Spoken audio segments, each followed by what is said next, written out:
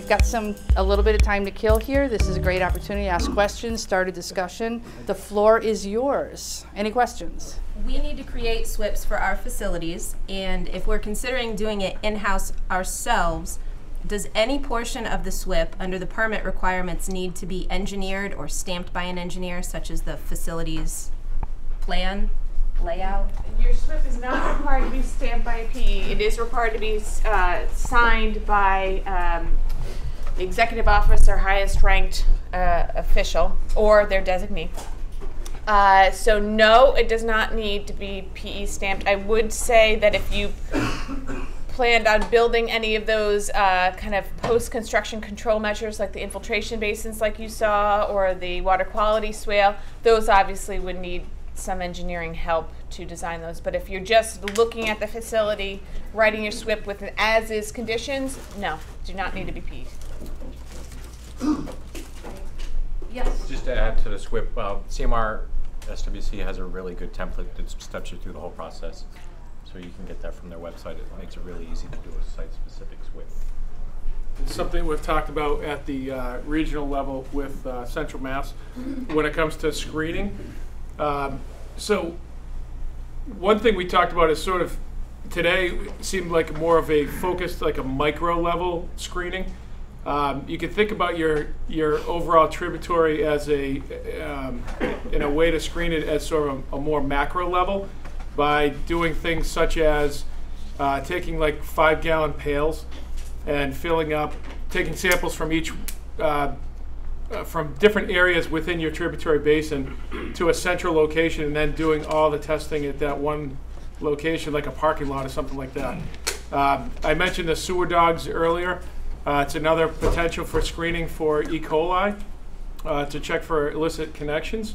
And that's the sort of event that we're trying to schedule for this fall. Sharing of information is really key to making this program work statewide. And I heard a little tidbit from Jay Corey, not sure if he's still here, but earlier a couple weeks ago, where they actually worked with the town clerk's office to get a listing of all the addresses for dog licenses, and then where they had hits for bacteria, they were actually able to leaflet neighborhoods and specifically target the audience that really is affecting those changes in your community. So that kind of thinking is exactly what these sharing opportunities are all about.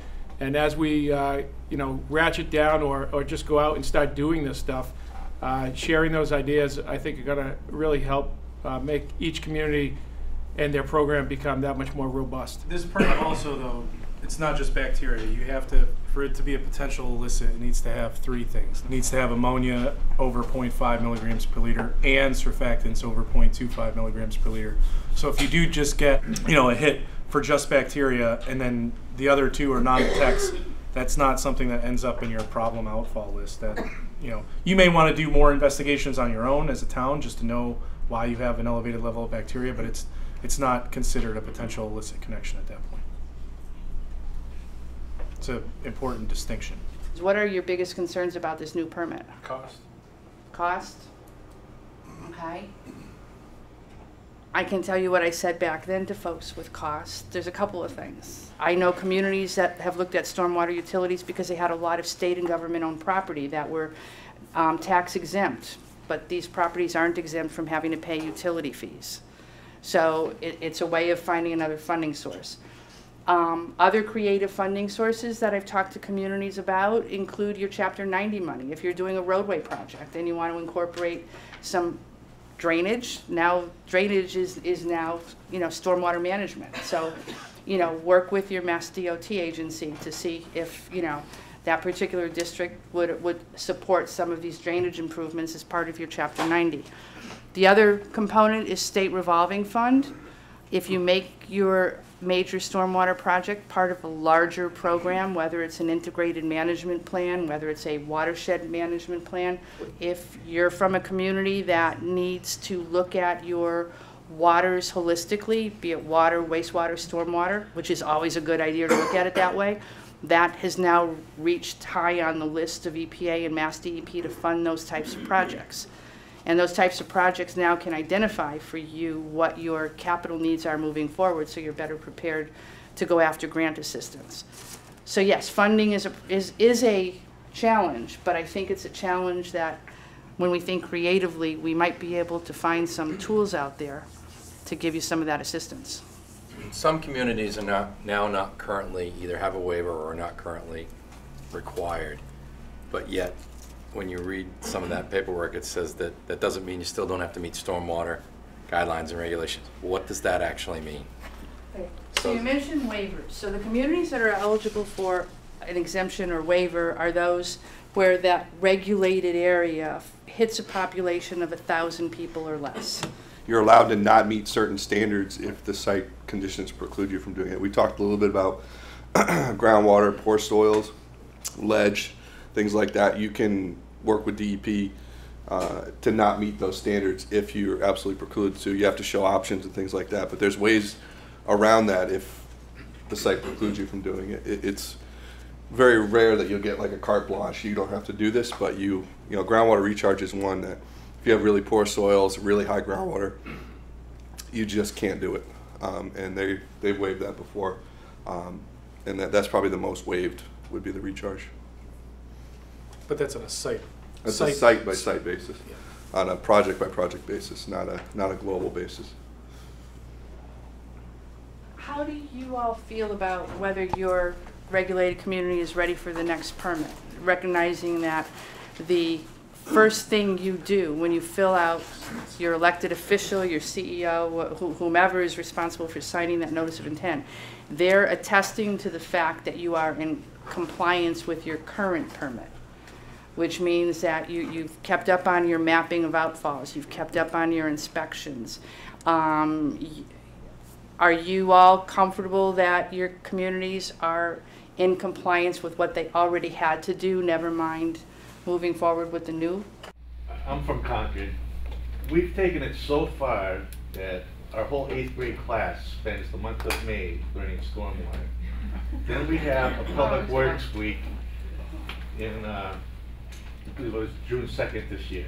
We take the whole 8th grade class, it's 450 students, break them up into 50, and we do the exact same thing we just did today here. We all go teach them about stormwater, detention, detention, rain, everything, treatment plan for the whole day. It's all on our website. And one of the things that 8th grade students have to do is they have to make a video. And all their videos are on our town website. If you want to see, they're great. They've got like Dory and everything going through it. They do a really good job on it. Jay? Well, I think the biggest problem that we had is every time I apprised the mayor of the permit is coming, the permit didn't get it. And it became, oh, you're crying wolf. No, I'm not giving you $150,000 a year to do that. So, you know, we looked around and I said, we got to keep the ball rolling because we did the 2003 permit through 2008. So we had a gap, so we had a consultant look over where were we in our program and where were the deficiencies. Unfortunately, John Livesey in Lexington had a wonderful intern program that we had seen through the New England Stormwater Collaborative. I talked to John, he's the next town over, told me how to set it up. So I've got some very nice interns from UMass Lowell, one sitting next to me, who's a senior who actually runs the program. So they do all of our testing, and you know, we're back getting near compliance. Between that and the visual database that we use with People GIS, you know, by the time the permit comes out next July, we're going to be in great shape. Is that stormwater compliance that you were getting in, is that group organization that includes American Public Works Association? Do you know enough about it to talk about the collaborative? I do. Could you? Because I think that's another great resource. 3 from APWA, I'm one of those. 3 from New England Water Works and 3 from NUIA. And we meet about once a quarter, sometimes more often. And our focus is to do similar to what we're doing here today. And that's networking with others.